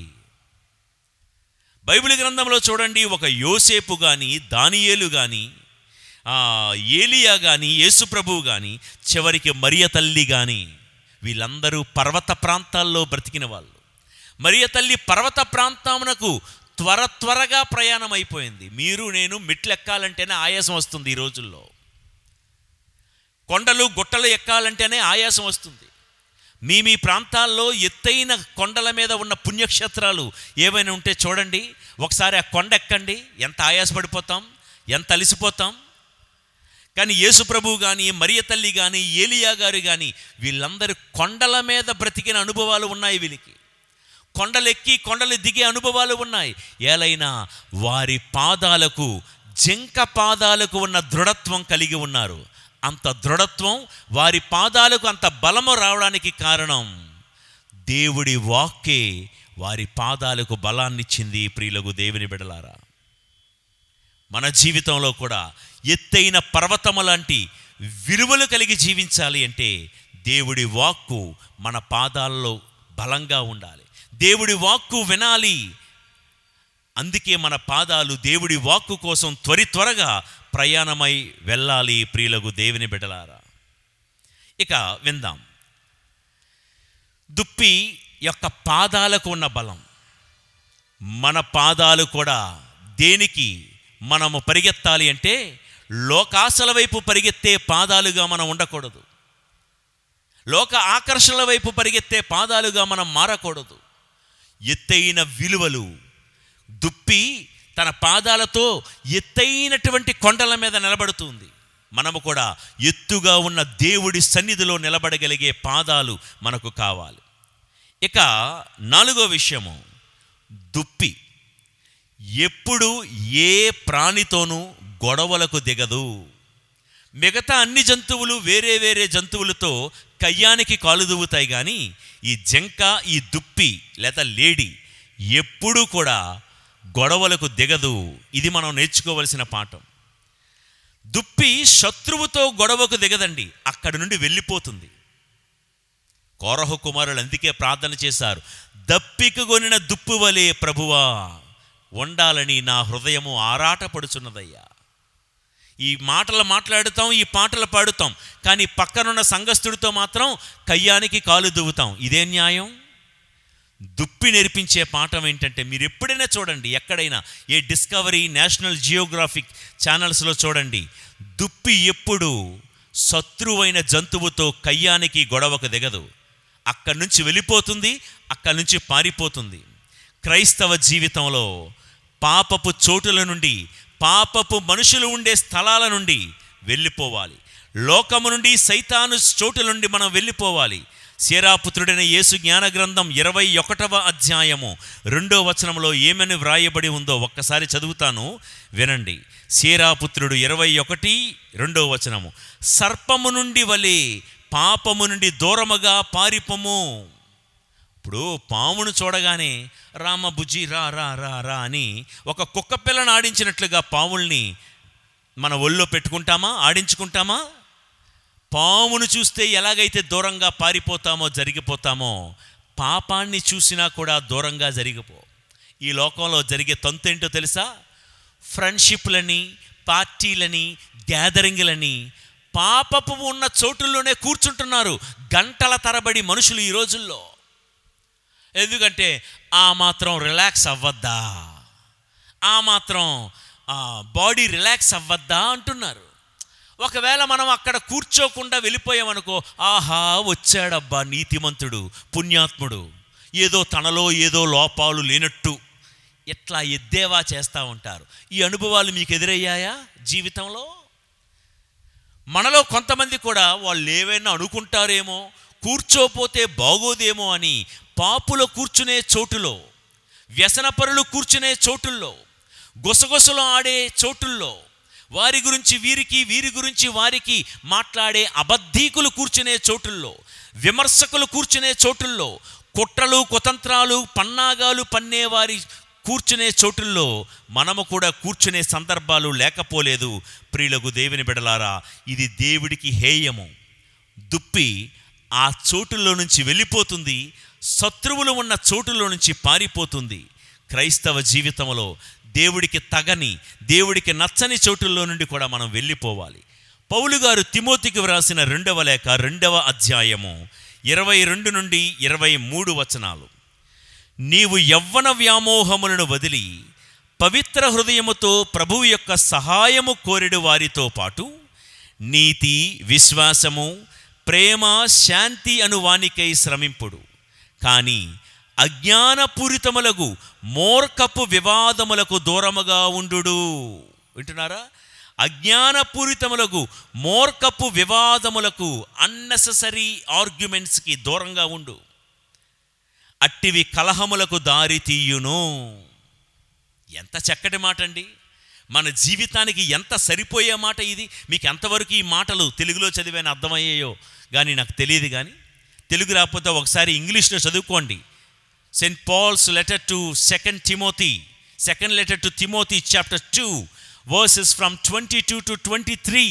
Please read and grasp its meaning. మూర్ఖపు వివాదములకు దూరముగా ఉండము.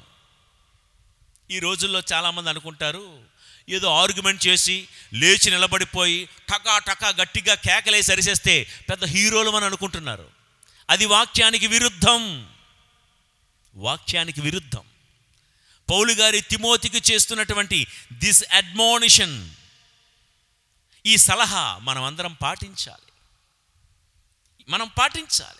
మూర్ఖపు వివాదములకు దూరముగా ఉండము, అట్టివి కలహములకు దారి తీయును. కలహాలకు కయ్యాలకు దారి తీసే వాటన్నిటికీ దుప్పి వలె దూరముగా ఉండాలి. దుప్పిలో వీటన్నిటికంటే నాకు నచ్చిన లక్షణం ఇది. నేను కూడా పాటించే ప్రయత్నం చేస్తూ ఉన్నది ఇదే. గొడవలకు దిగవద్దు. ఓకే, వారి దృష్టిలో మనం ఓడిపోదాం అనుకుందాం. ఎక్కడ ఓడిపోయినా పర్వాలేదు, అక్కడ గెలవాలి. ఇది సూత్రం. ఎక్కడ ఓడిపోయినా పర్వాలేదు, ఎక్కడ నష్టపోయినా పర్వాలేదు, అక్కడ నేను లాభం పొందాలి. ఎక్కడ ఓడిపోయినా పర్వాలేదు, అక్కడ నేను గెలుపొందాలి. ఎక్కడ తలదించుకున్నా పర్వాలేదు, అక్కడ నేను తల ఎత్తుకోవాలి. ఇది మన గమ్యం, ఇది మన లక్ష్యం, ఇది మన గోల్. ప్రియులకు దేవుని బిడ్డలారా, అస్సలు దుప్పి గొడవకు దిగదు. శత్రువు తరిమితే అస్సలు వెనక్కు తిరగదు. తిరిగి పరుగున తన స్థావరమైన కొండ శిఖరాలకు చేరుకుని పోతుంది. ప్రియులకు దేవుని బిడ్డలారా, దుప్పి ఒకవేళ తన పరుగు ఆపాలంటే కొండ శిఖరాలు ఎదురైతేనే తన పరుగును ఆపుతుంది. మన జీవితంలో కూడా ప్రియులారా, దేవుడి సన్నిధిలోకి చేరినంత వరకు మన ఈ ఆధ్యాత్మిక పరుగు ఆపకూడదు. కొలొస్సీయులకు రాసిన లేఖ 3:1 మీకు తెలుసు. ఇక్కడ ఈ లోకమందున్న వస్తువులపై మన దృష్టి సారించక పరలోకమందున్న వస్తువులపై మనము దృష్టి నిలుపుదము. ప్రియులారా, యేసు ప్రభు అంతటి మహానుభావుణ్ణి ఈ ప్రజలు వదిలిపెట్టలేదండి. ఈ సూత్రం ఒకసారి వినండి. నన్ను వాళ్ళు ఎలాగనేశారు, అలా అనేశారు, నన్నంత మాట అంటారా, నన్ను నాలాంటోణ్ణి అన్నెన్ని మాటలు అంటారా? నీలాంటోణ్ణి ఏంటమ్మా, నీలాంటి దాన్ని ఏంటమ్మా? యేసు ప్రభుని ఎన్నెన్ని మాటలు అన్నది ఈ సమాజం. భోజనం పెట్టేవాణ్ణి భోజన ప్రియుడు అని లేబులేసేసింది. త్రాగుబోతులను మార్చాలని వెళ్ళిన వాడికి ఇతడు మద్యపానరతుడు అని బ్రాండ్ వేసేసింది. ఈ లోకానికి ఉన్న అలవాటు అదే. వీళ్ళ మీద బురదలు జల్లడం. దయ్యాలను పారద్రోలే యేసయ్యను చూసి ఇతడు బెల్జెబూలుకు సహాయముతోనే ఇవన్నీ చేస్తున్నాడని బ్రాండ్ వేయడం ఈ లోకానికి అలవాటే. మన మీద ఒక స్టాంపు వేయడం, ఒక ముద్ర వేయడం, ఒక నింద వేయడం ఈ రోజుల్లోనే కాదు, యేసు ప్రభు వారి కాలము నుండి ఈ లోకానికి అలవాటే. ఎంత మడికట్టు కూర్చున్నా మనల్ని అనేవారు అంటూనే ఉంటారు.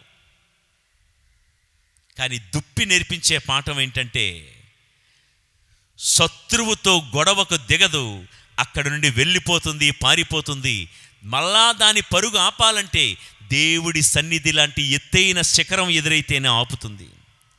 కానీ కొన్ని జింకలు, కొన్ని దుప్పులు దారిలో శత్రువుకు దొరికిపోతాయి. ఎందుకో తెలుసా? శత్రువు ఇంకా తరుముతున్నాడో లేదో అని కాసేపు ఆగి అట్లా చూస్తాయి. అట్లా చూసాయో లేదో పరుగు ఆపగానే వెంటనే శత్రువుకు చిక్కిపోతాయి. ప్రియులారా, మన జీవితంలో నో డౌట్ పలానా వాళ్ళు మన గురించి బ్యాడ్ అనుకుంటున్నారేమో. జింకలాగా ఇలాంటి డౌట్లు వద్దు మనకి. అనుకుంటారు. పలానా వాళ్ళు మన మీద కుట్రలు పండుతున్నారేమో, ఏదో ఒకసారి విందాం అంటే నువ్వు ఆగక్కర్లేదు. కుట్రలు పండుతూనే ఉంటారు, మోసాలు చేస్తూనే ఉంటారు, వెనక్కి లాగుతూనే ఉంటారు, పడగొట్టాలని కుట్రలు కుతంత్రాలు పండుతూనే ఉంటారు. మనం మాత్రం జింకలాగా పరుగు ఆపకూడదు. ఒకవేళ మనం పరుగు ఆపాల్సి వస్తే దుప్పి తన పరుగు ఎప్పుడు ఆపుతుందంటే ఎత్తైన స్థలాలు చేరినప్పుడే తన పరుగు ఆపుతుంది. మనము కూడా దేవుణ్ణి సన్నిధి చేరేటప్పుడే మన పరుగు ఆపాలి. ఇక దుప్పిలో ఉన్నటువంటి 5వ లక్షణం, దుప్పి చాలా చురుకైనదండి, చాలా యాక్టివ్గా ఉంటుంది. అన్ని జంతువులకు ఉన్నట్లుగా దుప్పి కళ్ళు చాలా ప్రత్యేకంగా ఉంటాయండి. అన్ని జంతువులకి, మామూలుగా మనుషులకు కూడా కళ్ళు ముందుకుంటాయి, కానీ దుప్పి కళ్ళు మీరు ఎప్పుడైనా గమనించారో లేదో కొంచెం పక్కకుంటాయి. అందుకనే 360 డిగ్రీలు ఉన్న ఈ వృత్తంలో 310 డిగ్రీల వరకు చూడగలుగుతుందంట. ఇప్పుడు మనుషులంగా మీరు ట్రై చేయండి, ఎంతవరకు చూడగలరు? ఇంతవరకే మనకు కనబడుతుంది. కానీ దుప్పికి పక్కన ఉండడం వలన 310 డిగ్రీలు అంటే ఇంచుమించుగా ఇక్కడ కూడా ఏం జరుగుతుందో అటు ఇటు చూడగలుగుతుంది. చిన్నప్పుడు చదువుకున్నారే, వృత్తాన్ని ఎలా కొలుస్తారు? 2πr సిద్ధాంతంతో వృత్తం యొక్క కొలమానాలు ఉంటాయి. 2πr అనే సిద్ధాంతం 310 డిగ్రీల్లో యాంగిల్లో చూడగలుగుతుంది. ఇప్పుడు మనం ఇక్కడ ఏం జరుగుతుందో చూడాలంటే ఇలా తిప్పాలి బుర్ర, అప్పుడే కనబడుతుంది. కానీ జింకకు, దుప్పికి అది అవసరం లే. ఎలా ఉన్నా కూడా ఇక్కడ ఏం జరుగుతుందో చటుక్కుమని గమనిస్తూ ఉంటుంది.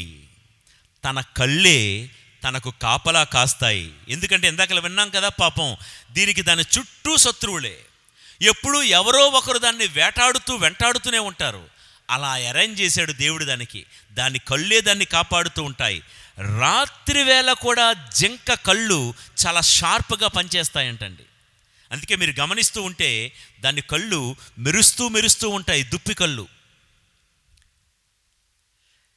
నిర్గమకాండం 1వ అధ్యాయం 19వ వచనంలో ఫరో రాజు 2 మంత్రసానులు, షియా పుయా అనేటువంటి 2 మంత్రసానులను నియమించాడు. ఎందుకు?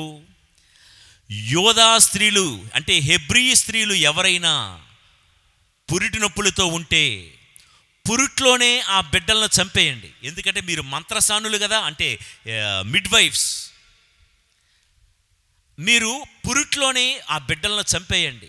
మగ శిశువులు అనేటువంటి వాళ్ళు పుట్టడానికి వీలు లేదు అని శాసనం వేశాడు. ఈ 2 మంత్రసానులు కూడా దేవుడి యొక్క ప్రేరణతో, సంకల్పంతో పాపం పురిట్లోనే బిడ్డల్ని చంపడం తప్పు కదా, పాపం కదా అన్నారు. పిలిచి ఫరో రాజు అడిగాడు, నేను మీకు చెప్పిన పనేంటి?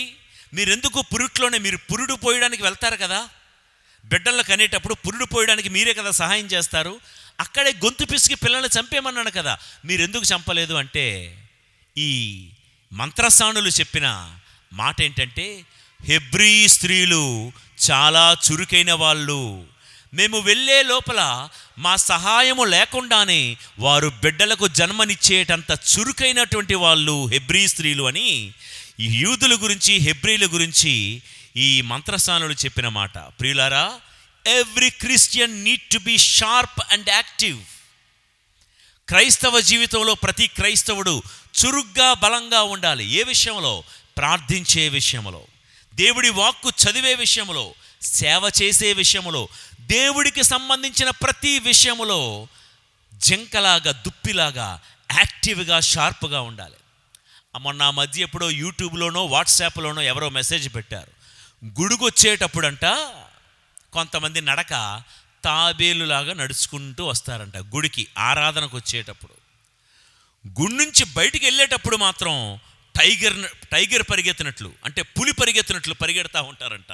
చూస్తే నవ్వొచ్చింది నాకు. నిజమే, చాలామందికి ఇదిగో 6 గంటలకు లేకపోతే 7 గంటలకు దివ్య బలి పూజ అంటే ఎట్లా వస్తారో తెలుసా? అందరూ కాదండి, కొంతమంది గుడికి వచ్చే విధానం చాలా తాబేల్లాగా అలా నడుచుకుంటూ వస్తారు. ఈలోగా గ్లోరీ అయిపోద్ది, ఫస్ట్ రీడింగ్ అయిపోద్ది, ప్రసంగం సగం అయిపోద్ది కూడా కొంతమంది వచ్చేటప్పటికి. కానీ పూజాబలి సమాప్తమైనది, సమాధానంతో అని అనే లోపల పరిగెడతా ఉంటారు. ఈ చురుకు పనికిరాదు.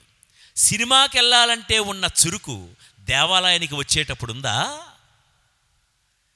క్రికెట్ గ్రౌండ్కి వెళ్ళి ఆడుకోవడానికి వెళ్తున్నప్పుడు ఉన్న చురుకు దేవాలయానికి, దేవుడి సన్నిధికి, ఆరాధనకు వచ్చే విషయంలో ఉందా?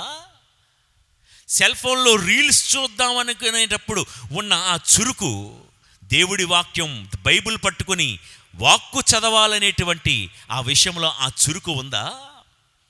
ప్రియులకు దేవుని బిడ్డలారా, దుప్పి కాళ్ళు చురుగ్గా ఉంటాయి. మన నడక, మన నడవడిక కూడా చురుగ్గా ఉండాలి. దుప్పి కళ్ళు చురుగ్గా ఉంటాయి. మన కళ్ళు కూడా ఎవరు మంచి స్నేహితులో, ఎవరు చెడ్డ స్నేహితులో గుర్తించే విషయంలో మన కళ్ళు షార్ప్గా ఉండాలి. మన పరిచయాలు గుర్తుపట్టే విషయంలో మన కళ్ళు షార్ప్గా ఉండాలి. పాపాన్ని పసిగట్టే విషయంలో షార్ప్గా ఉండాలి.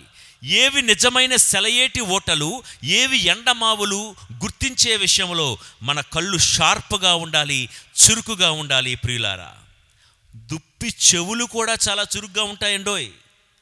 దుప్పి చెవులు చాలా చురుగ్గా ఉంటాయి. ఎందుకంటే దాని చుట్టూ కూడా శత్రువులే కదా. చిటుక్కుమని సౌండ్ వినబడిన అలా చూస్తుంది దుప్పి. చూడండి కావలిస్తే నేషనల్ జియోగ్రఫిక్ ఛానల్స్లో. ఎప్పుడు దాని బుర్ర తిప్పే విధానం ఇలాగా ఫ్యాన్ తిరిగినట్లుగా ఉండదు. టక్ టక్ టక్ టక్ టక్ టక్ అని తిరుగుతూ ఉంటుంది దుప్పి. ఎందుకో తెలుసా? చిన్న చప్పుడు విన్నా కూడా దాని చెవులు చాలా షార్ప్గా, చురుగ్గా పనిచేస్తాయి. ప్రియులారా, క్రైస్తవుడి చెవులు గొసగొసలు వినే విషయంలో చురుగ్గా ఉండకూడదండి. మొసలమ్మ ముచ్చట్లు వినే విషయంలో చురుగ్గా ఉండకూడదండి. చాడీలు వినే విషయంలో చురుగ్గా ఉండకూడదు. మన చెవులు దేవుడి వాక్కు వినే విషయంలో చురుగ్గా ఉండాలి. ఆ రీతిగా జీవిద్దాం. ఫైనల్గా 6వది, దుప్పి చాలా అందమైనదండి. చాలా అందంగా ఉంటుంది. దాని ఆ స్కిన్ టోన్ ఒక గోల్డ్ కలర్లో, దాని మీద మళ్ళా అక్కడక్కడ డాట్స్, మచ్చలు, చారలు, ఎంత అందంగా ఉంటుందండి. దాని ప్రతీదీ నేను ఎంతగా ముగ్ధున్నైపోతాను. దాని కొమ్ముల మొదలు, దాని కన్నులు ఎంత ముద్దుగా ఉంటుందో. పెంచుకోవడానికి మనకు రూల్స్ అండ్ రెగ్యులేషన్స్ ప్రభుత్వం అనుమతించదు, కానీ లేకపోతే పెంచుకుంటే ఎంత బాగుంటుందో అనుకుంటాను నేను. అంత అందంగా ఉంటుంది దుప్పి. ప్రియులారా, దుప్పి చాలా అందమైనది. టాప్ టు బాటమ్, దాని కొమ్ములు, దాని ముక్కు, దాని చర్మం, దాని కాళ్ళు అన్నీ అందంగా ఉంటాయి. మన జీవితంలో మనం అందంగా ఉండాల్సింది. కళ్ళు చూడు ఎంత బాగున్నాయో, ఇవి కాదు అందం. ముక్కు చూడు, కోటేరు ముక్కు, అబ్బబ్బబ్బా. నేను ఒకసారి ఎప్పుడో చెప్పాను కదా, ఒకడు పెళ్లి సంబంధాలకు వెళ్ళాడు. వీడెట్లా ఉంటాడంటే అమావాస్య చీకటి, కళ్ళు పళ్ళు తప్ప ఏమీ కనబడవు. అంత రంగులో అంత అందంగా ఉంటాడు. చూడ్డానికి పొట్టిగా ఉంటాడు. వాడి ఫ్రెండ్ అడిగాడంట, ఏరా ఇంకా పెళ్లి చేసుకోలేదు అంటే, ఇప్పటికే 50 సంబంధాలు చూసాంరా, కానీ ఏమీ సెట్ అవ్వలేదు అన్నాడంట. అరే 50 సంబంధాలు చూసి కూడా ఏమీ సెట్ అవ్వలేదా? ఏంటి, ఏం కారణం అంటే, ఏం కావాలేంటి నీకు, అమ్మాయిలో ఉండాల్సిన క్వాలిటీస్ ఏమని అడిగితే వీడు చెప్తాడంట, అమ్మాయి కళ్ళు చంద్రబింబంలాగా ఉండాలి, అమ్మాయి యొక్క స్కిన్ టోను పాలు తేనెల్లాగా ఉండాలంట. పాలు తేనె 2 రంగులు కలిస్తే ఎలా ఉండాలి అలాగ ఉండాలంట. మరి మనోడేమో అమావాస్య చీకటే. కోటేరు ముక్కు, మెడ కూడా ఏదో ఉంది, హంస కొన్నటువంటి ఆ మెడ ఉండాలంట. ఇంకా జడ చూస్తే ఇదిగో మున్సిపాలిటీ చీపురు ఉంటుంది చూసావా, అంత ఉండాలంట జడ. ఇవన్నీ అడుగుతున్నాడు. ఒరే, ఇన్ని గొంతెమ్మ కోరికలు కోరుతున్నావు కదా, అసలు నీలో ఏముందిరా? నాలో ఏం లేకపోయినా వారిలో ఉండాలన్నాడంట. ప్రియ దేవుని బిడ్డలారా, సహోదరి సహోదరులారా, మన జీవితంలో ఆంతరంగికంగా మనం అందంగా ఉండాలి. జక్కయ్య పొట్టివాడండి, అతనిలో ఏం అందం ఉందని? షోలమ్మతి అనేటువంటి ఆ స్త్రీ నల్లగా ఉంది, పరమగీతాల గ్రంథంలో ఏం అందం ఉందని? పొట్టివాడైన జక్కయ్యను దేవుడు ఎన్నుకున్నాడు. నల్లనిదైన షోలమ్మతిని సొలొమోను కోరుకున్నాడు. మన జీవితంలో మనందరికీ ఉండాల్సిన సౌందర్యం ఆంతరంగికమైనది. పేతురు గారు వ్రాసిన మొదటి లేఖ 3వ అధ్యాయము 3వ వచనము నుంచి కొన్ని మాటలు చదువుతాను, వినండి. శిరోజములను అలంకరించుకునుట, ఆభరణములను ధరించుట, దుస్తులు వేసుకునుట అను బాహ్య సౌందర్యము కాక మీ సౌందర్యము ఆంతరంగికమైనదై ఉండవలెను, అది సౌమ్యమును సాధువును అగు అక్షయ ఆత్మ సౌందర్యము, అది దేవుని దృష్టిలో అమూల్యమైనది అంటాడు పేతురు గారు. దుప్పిలో ఉన్న ఆ సాధుత్వం, మృదుత్వం, ఆ సున్నితత్వం మనలో కూడా ఉంటే అదే దేవుడు మెచ్చే ప్రియమైన కానుక. ప్రియులకు దేవుని బిడ్డలారా, చివరగా ఒక మాట, అపోస్తుల కార్యాలు 9వ అధ్యాయం 36లో దోర్కా లేదా తబిత అనే ఒక అమ్మాయి, దోర్కా అనగా జింక అని అర్థం. ఆమెకున్నటువంటి సౌందర్యం ఏంటో తెలుసా? బాహ్యమైనది కాదు. యొప్ప అనే ఊరిలో సత్కార్యములు చేస్తూ పేదలకు సహాయము చేస్తూ ఉన్నది ఆమె సౌందర్యం. ఆమె ఆంతరంగిక సౌందర్యమే ఈ తబిత లేదా దోర్కా అనే ఈ దుప్పిని మరణించినను జీవముతో బ్రతికేలా చేసింది. ఇదండి దప్పికగొన్న దుప్పిలా జీవించడం అంటే. దుప్పి సెలయేటి వాగుల చెంతకే ఎందుకు వెళ్తుంది? శత్రువు నుండి తప్పించుకోవడానికి, తన ఒంటిలో ఉన్న దుర్గంధము కడిగేసుకోవడానికి. మనము కూడా సెలయేటి వాగులైన ప్రభువు వద్దకు, క్రీస్తు రెక్కల మాటుకు మనం పరిగెత్తాలి. ఎందుకంటే శత్రువైన సైతాను నుండి తప్పించుకొనుటకు, పాపపు దుర్గంధాన్ని కడిగి వేసుకొనుటకు. దుప్పిలో మనం నేర్చుకున్న విలక్షణమైన లక్షణాలు మనం విన్నాము కదా. ఎన్ని ప్రమాదాలు ఎదురైనా ఆశ్రయించేది దేవుణ్ణి మాత్రమే. దుప్పి మనకు నేర్పించే పాఠం ఏంటంటే, నిల్వ ఉన్న చెడ్డ నీటిని తాగదు, శ్రేష్టమైన పారే నీటినే తాగుతుంది. మనము కూడా శ్రేష్టమైన వాక్కునే విందాం. జింకకు ఉన్నటువంటి బలం దాని పాదాల్లో ఉంది. మన పాదాలకు బలం దేవుడి వాక్కై ఉండాలని విన్నాము. ఎంతమంది శత్రువులు ఉన్నా ఎప్పుడూ దుప్పి ఎవరితోనూ గొడవకు దిగదు, అందరితో సౌమ్యంగా పోతూ ఉంది. శత్రువులు ఎదురైతే అక్కడి నుంచి పారిపోయినట్లుగానే మనము మూర్ఖపు వివాదములకు దూరముగా ఉండాలని విన్నాము. దుప్పి చురుకైనది, మన ఆధ్యాత్మిక జీవితంలో చురుగ్గా ఉండాలి. చివరగా దుప్పి ఎంత అందమైనదో మనము కూడా ఆంతరంగిక సౌందర్యము కలవారమై ఉండాలి. అమ్మ మరియ తల్లి ఒక దప్పికగొనిన దుప్పిలా జీవించినట్లే ఆమెను అమ్మా అని పిలుస్తూ గౌరవిస్తున్న మనం కూడా దప్పికగొనిన దుప్పిలాగా ఈ లక్షణాలన్నీ కలిగి జీవిద్దాం. ఈ ప్రయత్నములో దేవదేవుడు మీకు, నాకు, మనందరికీ తోడ్పడి సహాయపడుదురుగాక. ఆమెన్. దేవవర ప్రసాదము చేత నిండిన మరియమ్మ వందనము. ప్రభువు మీతో ఉన్నారు, స్త్రీలలో ఆశీర్వదింపబడిన వారు మీరే, మీ గర్భఫలమున జేసు ఆశీర్వదింపబడిన వారుగునే. పరిశుద్ధ మరియమ్మ సర్వేశ్వరిని మాత, పాపాత్మయునుడు మా కొరకు ఇప్పుడును మా మరణ సమయమందును ప్రార్థించండి. ఆమెన్. కోడూరు మాత నవదిన ప్రార్థనలు. పితా, పుత్ర, పవిత్రాత్మ నామమున ఆమేన్. ఓ మరియమ్మ, పరిపూర్ణ సౌందర్యవతి అయిన కోడూరు మాత, నన్ను దేవునికి ప్రియమనట్లు చేయుము. జన్మ పాపము లేని కోడూరు మాత, నన్ను పాపము నుండి కాపాడండి. మోక్షము యొక్క మహిమయైన కోడూరు మాత, నన్ను పరలోక చేర సహాయం చేయండి. కష్టపడు వారికి సంతోషము వసగే కోడూరు మాత, మాకు ఆనందమును సమాధానమును దయచేయండి. పాపాత్ములకు శరణ వసగే కోడూరు మాత, నన్ను దేవకోపాగ్ని నుండి కాపాడండి. వివేకమగల కన్యక దయగల మాత, ఓ కోడూరు మాత, మా కొరకు మీ దివ్య కుమారుని ప్రార్థించండి. మా దేవుడైన యేసుక్రీస్తునకును మాకును తల్లి అయిన ఓ పరిశుద్ధ కన్య మరియా, మమ్మందరినీ మీ కుమారుడైన యేసుక్రీస్తు దగ్గరకు ఆకర్షించుమనియు, ఆయన మార్గములో నడిపించుమనియు, మేము నిత్య రక్షణ పొందుటకు సహాయము చెయ్యుమనియు దీనతతో చేయుచున్న మా ఈ ప్రార్థనను దయతో ఆలకించండి. దేవవర ప్రసాదము చేత నిండిన మరియమ్మ వందనము. ప్రభువు మీతో ఉన్నారు, స్త్రీలలో ఆశీర్వదింపబడిన వారు మీరే, మీ గర్భఫలమున జేసు ఆశీర్వదింపబడిన వారుగుని. పరిశుద్ధ మరియమ్మ సర్వేశ్వరిని మాత, పాపాత్మయునుడు మా కొరకు ఇప్పుడును మా మరణ సమయమందును ప్రార్థించండి. ఆమేన్. లోకము యొక్క సహరక్షకురాలైన ఓ పరిశుద్ధ కన్య మరియమ్మ, మేము పాప జీవితం విడిచిపెట్టుటకును యేసుక్రీస్తునకు ప్రియ శిష్యులుగా మీకు తగిన బిడ్డలుగా జీవించుటకును మాకు కావలసిన సహాయము దయచేయవలయునని, మా అనుదిన అవసరాలలో మా కొరకు మీ తిరుకుమారుని ఎల్లప్పుడూ ప్రార్థించుమని దీనతతో చేయుచున్న మా ఈ ప్రార్థనను దయతో ఆలకించండి. దేవవర ప్రసాదము చేత నిండిన మరియమ్మ వందనము. ప్రభువు మీతో ఉన్నారు. స్త్రీలలో ఆశీర్వదింపబడిన వారు మీరే. మీ గర్భఫలమున యేసు ఆశీర్వదింపబడిన వారిని.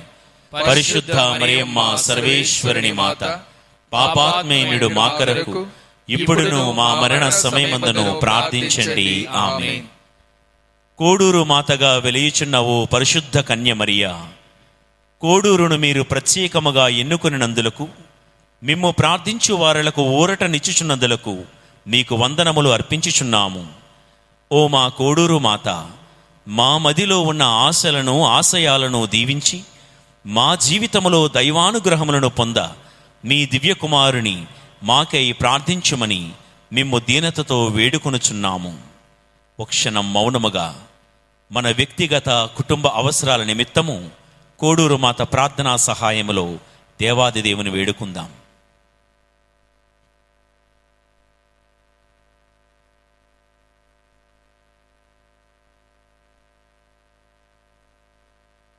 దేవవర ప్రసాదము చేత నిండిన మరియమ్మ వందనము. ప్రభువు మీతో ఉన్నారు. స్త్రీలలో ఆశీర్వదింపబడిన వారు మీరే. మీ గర్భఫలమున యేసు ఆశీర్వదింపబడిన వారిని. పరిశుద్ధ మరియమ్మ సర్వేశ్వరుని మాత, పాపాత్మేయుడు మా కొరకు ఇప్పుడును మా మరణ సమయమందును ప్రార్థించండి. ఆమేన్. ప్రార్థించుదము. సర్వమును మిక్కిలిగా ప్రేమించి పాలించు మా ప్రియ పరలోకపు తండ్రి, మీ కృప వలన మేము పొందిన మేలులన్నింటికీ మీకే వేలాది వందనములు. ఓ ప్రభువా, మీ వరపుత్రికగా, తల్లిగా, సహరక్షకిగా మీరెన్నుకున్న మరియను మాకు తల్లిగా, కోడూరు మాతగా అనుగ్రహించినందులకు స్తోత్రములు. మీ దయను కోరి ఇచ్చట చేరియున్న మమ్ములను, మా కుటుంబములను దీవించండి. మా సమస్యలకు పరిష్కారమును, సాతాను బంధనాల నుండి విడుదలను, శారీరక మానసిక ఆయురారోగ్యములను మీ పవిత్ర మాత అయిన కన్య మరియమ్మ విజ్ఞాపన ప్రార్థనా సహాయముతో మాకు అనుగ్రహించండి. మా నాథుడైన క్రీస్తు ద్వారా ఈ మనవి చేయుచున్నాము. ఆమేన్. ప్రభువు మీతో ఉందురుగాక. మీ ఆత్మతోనూ ఉందురుగాక. పరిశుద్ధ మరియను కోడూరు మాతగా మనకు అనుగ్రహించి అద్భుత వరములతో నింపిన సర్వేశ్వరుడు స్తుతింపబడునుగాక. ఆమేన్. విశ్వాసముతోను నిరీక్షణతోను ప్రభువు పేరిట సమావేశమై ఈ ఆరాధనలో పాల్గొంటున్న మిమ్ము ఆ దేవాది దేవుడు ఆశీర్వదింతురుగాక. ఆమేన్. కోడూరు మాత ప్రార్థనపై నమ్మకంతో వచ్చిన మిమ్ములను ఆ దేవాది దేవుడు అన్ని రోగ బాధల నుండి, ఆపదల నుండి, పిశాచి తంత్రోపాయముల నుండి కాపాడి మీకును మీ కుటుంబములకును శాంతి సమాధానములను వసగుదురుగాక. ఆమేన్. సర్వశక్తిగల సర్వేశ్వరుడు పితా, పుత్ర, పవిత్రాత్మ మిమ్ము ఆశీర్వదించి కాపాడుదురుగాక. ఆమేన్. అమ్మా వందనమమ్మా, అమ్మా వందనమమ్మా, అమ్మా కోడూరు మాత. ఎలా ఎలా మరువగలను తల్లి నీ మాతృ ప్రేమను, ఎలా ఎలా మరువగలను తల్లి నీ జపమాలను. అమ్మా వందనమమ్మా, అమ్మా వందనమమ్మా, అమ్మా కోడూరు మాత. ఎలా ఎలా మరువగలను తల్లి నీ మాతృ ప్రేమను, ఎలా ఎలా మరువగలను తల్లి నీ జపమాలను.